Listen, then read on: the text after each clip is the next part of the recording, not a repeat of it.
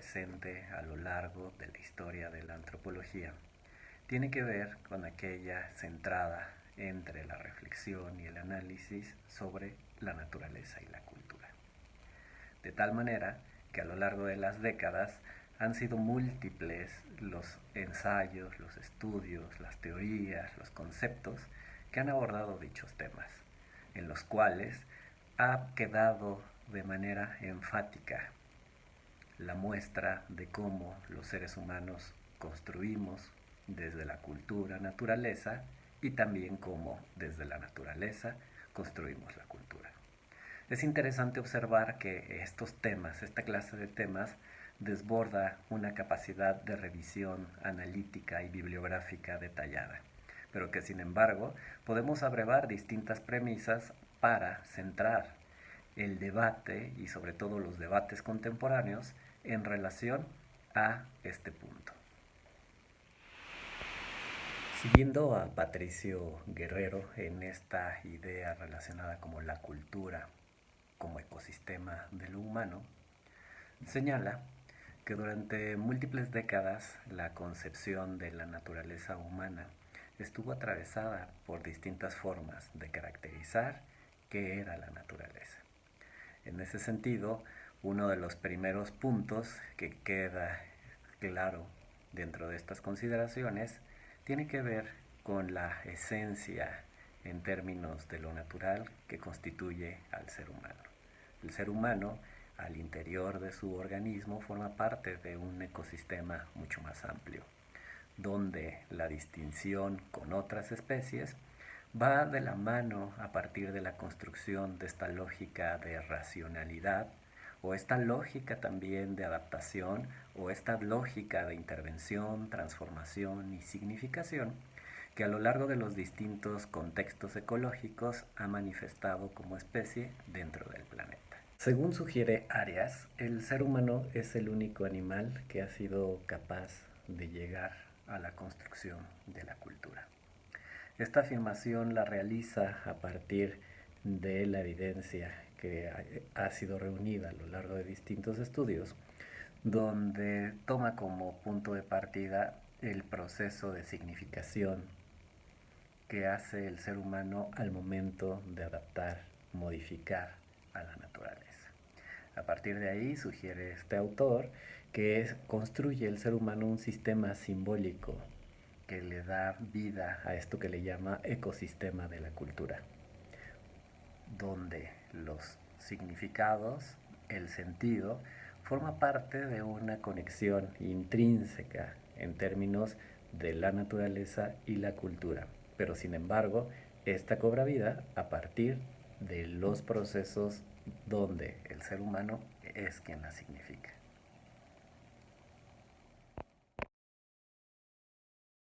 La geografía ha sido aquella disciplina que ha puesto su énfasis en el estudio sobre las relaciones entre la naturaleza y la sociedad. De esta manera nos es muy fácil asociar este conjunto de reflexiones y conocimientos que imbuyeron al pensamiento de Franz Boas como uno de los pioneros en la antropología norteamericana, pero que por medio de esta formación geográfica ubica esta lógica de la cultura en el sentido de la naturaleza. De esta manera vamos observando cómo el entendimiento de la cultura como un instrumento adaptativo ha sido parte característica de los diversos estudios clásicos alrededor de esta frontera. En cuanto a ello, observamos a la cultura como una manera en la cual los seres humanos se organizan, se jerarquizan, se distribuyen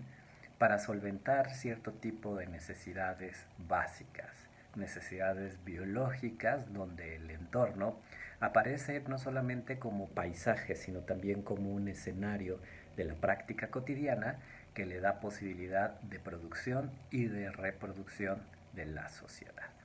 Es, por ejemplo, a partir de la pluralidad de ecosistemas integrantes de este planeta Tierra que distribuyen también posibilidades para la creación y recreación de elementos vinculados con las prácticas y los significados de la cultura. De tal manera que si observamos el concepto de adaptación, ubicaremos perfectamente la gran posibilidad en términos de identidades que existen en relación con ecosistemas diferenciados. La cultura como un instrumento adaptativo de la naturaleza descansa en sus procesos vinculados hacia la significación y hacia la praxis que los seres humanos establecen de su entorno. De tal manera que la naturaleza aparece no solamente como el elemento paisajístico que le da sustento a las actividades físicas, sino también dota de posibilidades culturales a los seres humanos, a partir de un conjunto de especies, de relaciones y de procesos ecológicos donde los seres humanos intervienen a partir de procesos organizativos, de formas de temporalización del uso de la naturaleza, así como maneras dinámicas y plurales de significarlo. De tal manera que comprendemos desde ahí que los procesos de adaptación ecosistémicos expresados por las culturas manifestarán, por lo tanto, una gran diversidad y una enorme pluralidad de formas culturales, las cuales no solamente reflejan el espíritu de un tiempo determinado, sino también reflejan procesos heterogéneos hacia el interior de estos ecosistemas y de estos modos adaptativos en los cuales se hace cultura. Lo anterior es muy importante debido a que los procesos adaptativos, además de plurales, son dinámicos. ¿Esto qué quiere decir? Que están en constante transformación a partir de procesos y coyunturas hacia el interior y hacia el exterior de las regiones donde los grupos determinados las habitan. En una gran cantidad de estudios etnográficos, los procesos de adaptación de la naturaleza a partir de la cultura fueron durante gran parte de las décadas de mediados del siglo pasado una de las grandes características en términos de sus formas reflexivas y análisis. Obviamente no podemos olvidar, por ejemplo, a todos aquellos seguidores del pensamiento boasiano observaron, por ejemplo, en los procesos de adaptación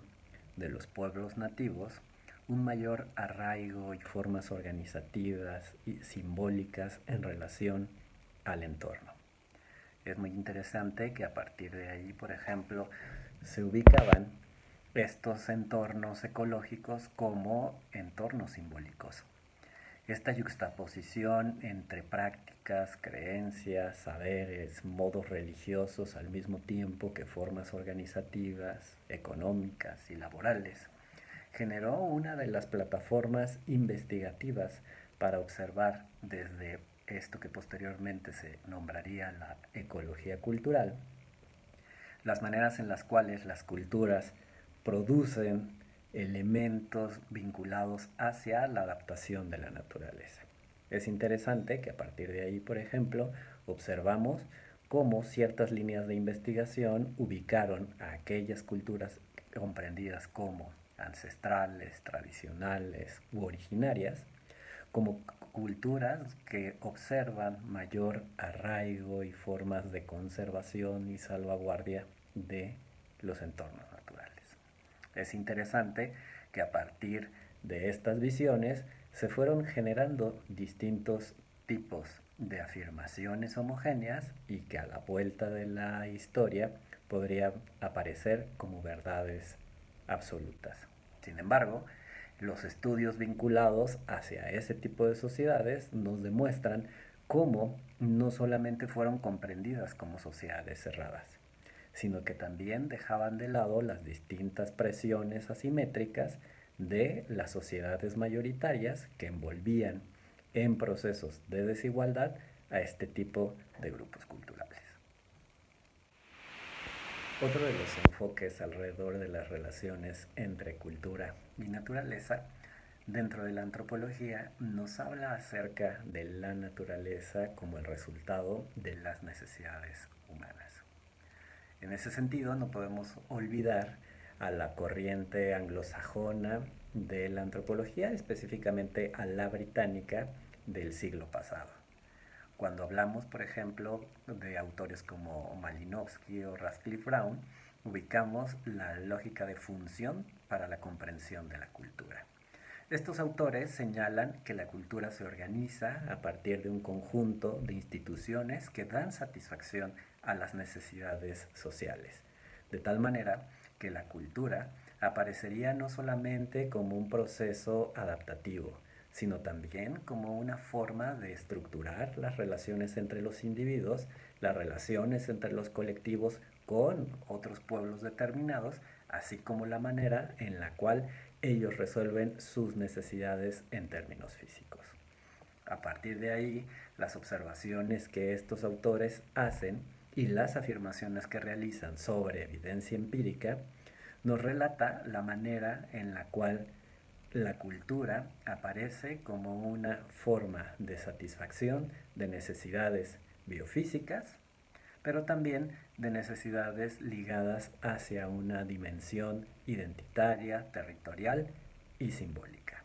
Es importante observar que la cultura no solamente es el resultado de la necesidad como motivación, sino también que la cultura es un resultado de la necesidad a partir de la construcción social de sus satisfactores. Por ejemplo, la búsqueda de los alimentos, donde la función social no solamente otorga significados, prestigio, jerarquía y símbolos a la ingesta,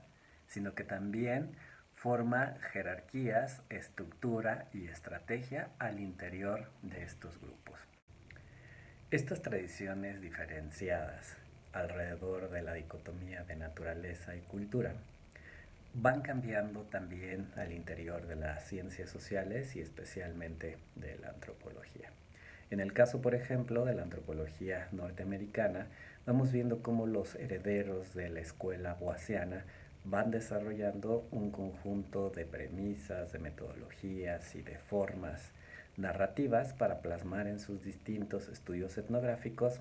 estas consideraciones, llegando al punto máximo de la ecología cultural como una de las formas en las cuales no solamente se analizan los modelos de adaptación y la función de la naturaleza, sino también las maneras en las cuales se significa, se practica, se maneja. Para Claudia Leal, la naturaleza en los estudios sociales ha sido una relación dinámica que ha tenido la academia en cuanto a sus modos de reflexionar, sus distintas metodologías, sus preguntas de investigación y las maneras en las cuales ha representado el dominio no humano. En ese sentido, la autora rescata dos grandes tradiciones de pensamiento que van de la mano junto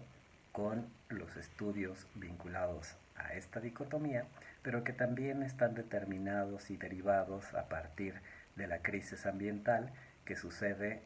en las últimas décadas del siglo pasado. Desde ahí,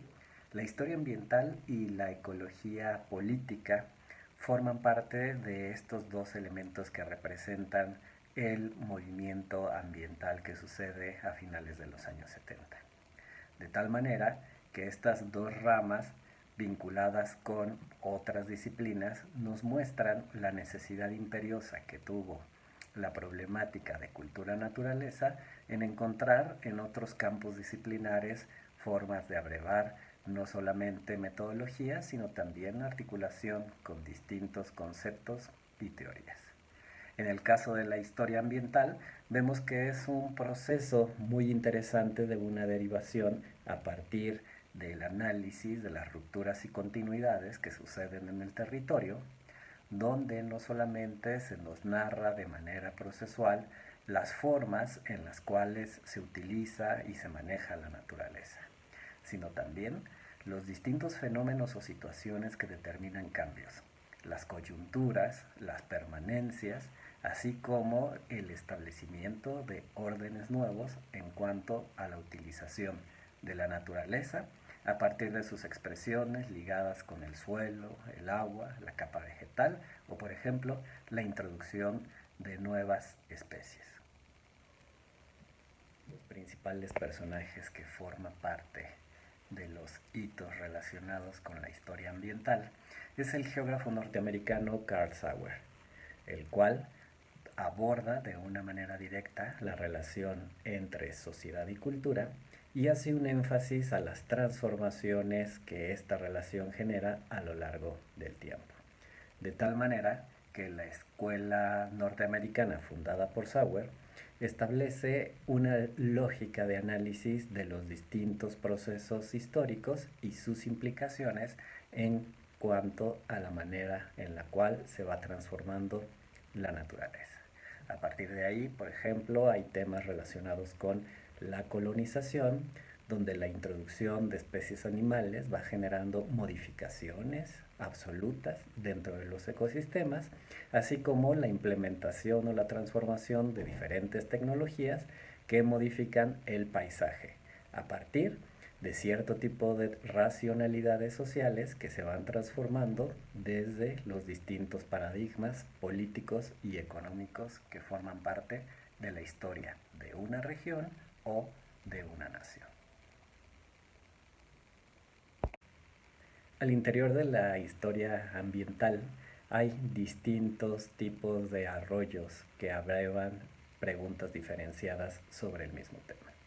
Una de ellas tiene que ver con la representación social de la naturaleza. En esta corriente no solamente se establecen los cambios y las continuidades a lo largo del tiempo, sino también se hace una pregunta en el presente acerca de los modos en los cuales los grupos culturales significan su entorno, articulando de esta manera distintos tipos de corrientes de pensamiento donde las categorías como la filosofía ambiental, como las epistemologías de la naturaleza y las ontologías del mundo que le rodea, forman parte de estas premisas que buscan no solamente la manera en la cual los grupos culturales las significan, sino también las van pluralizando y dinamizando al interior de estos grupos. De tal manera que la construcción social de la naturaleza es una forma de representar también las nociones de diversidad y el dinamismo que existe al interior de esta heterogeneidad en su conjunto. Otro de los campos de indagación alrededor de la naturaleza que señala Claudia Leal es el de la ecología política, el cual lo distingue como un conjunto de estudios específicamente ligados no solamente hacia el análisis histórico, reflexivo, sobre la relación sociedad-naturaleza, sino donde pone el énfasis a las asimetrías, la desigualdad, la exclusión y las relaciones de poder en cuanto a los manejos, usos y gestiones de esta última. De tal manera que la ecología política no solamente pone énfasis en los distintos fenómenos o en las distintas relaciones que hay en términos regionales y contextuales, sino que también pone el dedo en la llaga, sobre todo señalando aquellos procesos, por ejemplo, asimétricos que han configurado las distintas formas de relación y dominio. De tal manera que esta clase de estudios no solamente ubica el fenómeno de la desigualdad, la exclusión, el racismo como mecanismos en los cuales se usufructa de manera diferenciada la naturaleza, sino que también pone énfasis en las distintas estrategias que las minorías usualmente marginadas toman para defender específicamente su territorio o su naturaleza. Es interesante que la ecología política también es un campo disciplinar híbrido que articula tradiciones vinculadas con el análisis del poder, obviamente desde un punto de vista postestructuralista, y también con las maneras en las cuales se comprenden las relaciones al interior de los nichos ecológicos. Hoy por hoy podemos observar que dentro de las distintas tradiciones que van más allá de la antropología, La ecología política es una de las vertientes críticas de un pensamiento interdisciplinario donde la naturaleza no solamente es el paisaje o es el escenario donde se desarrollan los múltiples dramas de la sociedad, sino también donde la naturaleza es una entidad y que configura modos diferenciados de hacer cultura, así como procesos de resistencia, de defensa y de salvaguardia hacia ella. Tanto la historia ambiental como la ecología política son dos grandes ramas de análisis de las relaciones entre sociedad y naturaleza. En ese sentido, no solamente han destacado distintas formas de comprensión analítica y metodológica de estas relaciones, sino también han confluido distintos enfoques y distintos teóricos a lo largo y ancho del mundo. Específicamente en América Latina, como lo hemos mencionado, estas tradiciones se han arraigado sobre todo en la reflexión crítica de las problemáticas contemporáneas vinculadas con temas relacionados con el extractivismo, la enajenación y la desigualdad. Por otro lado, existen dos interesantes autores que también han traído una nueva oleada de estudios relacionados con la naturaleza, donde no solamente han conformado o han generado un conjunto de categorías de análisis, sino también formas metodológicas para su registro en trabajo de campo. En ese sentido, podemos destacar los trabajos relacionados con Philippe Descola, un etnólogo francés que hace su trabajo etnográfico con los Shuar en el Ecuador, así como el brasileño Eduardo Viveiros de Castro. Tanto Descola como Viveiros de Castro provienen de una formación postestructuralista, lo cual implica no solamente la superación de dicotomías en términos de categorías aisladas, sino también la visión procesual, la visión ontológica y las formas relacionadas con asimetrías, dominios y subalteridades que habitan en las regiones y contextos donde ellos hacen sus análisis. Sin embargo, hay un libro muy interesante que no podemos perder de vista, que es un libro escrito por el antropólogo argentino Carlos Reynoso, donde habla acerca de las posibles grietas y sombras que esconden tanto el pensamiento de Eduardo Viveiros de Castro como el de Philippe Descola y el de Bruno Latour, en un sentido de un regreso hacia las viejas preguntas o hacia la confección de nuevas y ociosas respuestas.